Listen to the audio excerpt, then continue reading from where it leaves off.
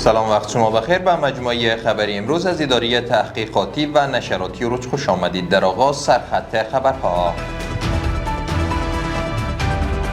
دیدار مولوی عبدالکبیر وزیر امور مهاجرین و عودت کنندگان با محتمان دارالعلوم افغان و مدرسه دارالاحناف. امضای قرارداد عصری سازی و تجهیز بنادر کشور میان وزارت مالیه و شرکت بین المللی دی پی ورلد. با پیدا شدن اجساد 17 مهاجر در یک قایق در نزدیک جزیره کورت یونان. امروز یکشنبه 16 ماه قوس سال 1404 خورشیدی در ادامه مشروع خبرها. مولوی عبدالکبیر وزیر امور مهاجرین و عودت کنندگان با محتمان دارالعلوم افغان و مدرسه دارالاحناف دیدار کرد.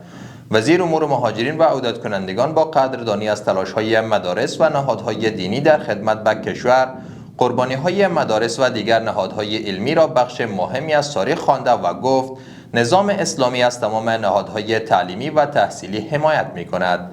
از سوی هم محتمان دارالعلوم و مدرسه مذکوره در اشاره به بهبود کیفیت تدریسی در مدارس دینی نسبت به گذشته گفتند که مدارس دینی کشور با امکانات خوب مجهز شدند.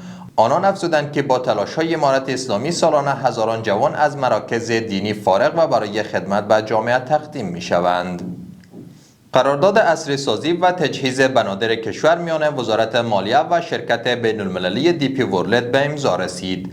مفتی عبدالله اعظم رئیس عمومی دفتر معاونت اقتصادی ریاست الوزراء در مراسم امضای این قرارداد گفت که بر اساس شرطنامه در مرحله نخست بندر حیرتان و در مرحله دوم بندر تورخم با وسایل عصری تجهیز و امور زیربنایی آنها با معیارهای بین‌المللی برابر می شود.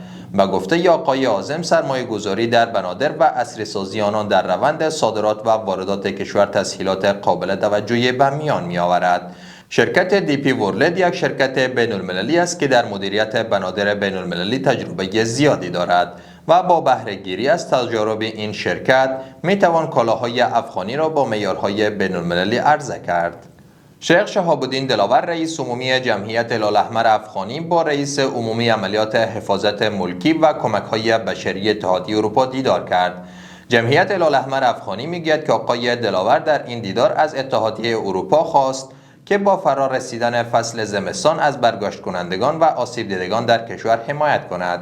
از سوی هم رئیس کمک‌های بشری اتحادیه اروپا اطمینان داده است که در زمینه ارائه کمک به آسیب دیدگان و نیازمندان در افغانستان به همکاری‌های خود ادامه می‌دهد.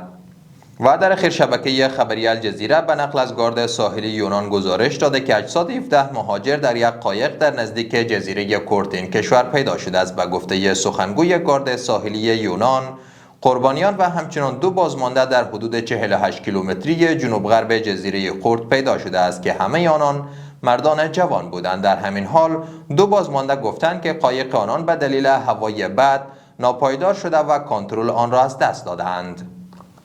جهان سپاس از توجه و همراهیتان. برای تازه ترین های افغانستان، منطقه و جهان سری بزنید به صفحات اجتماعی ما در تلگرام، واتساپ و اکس.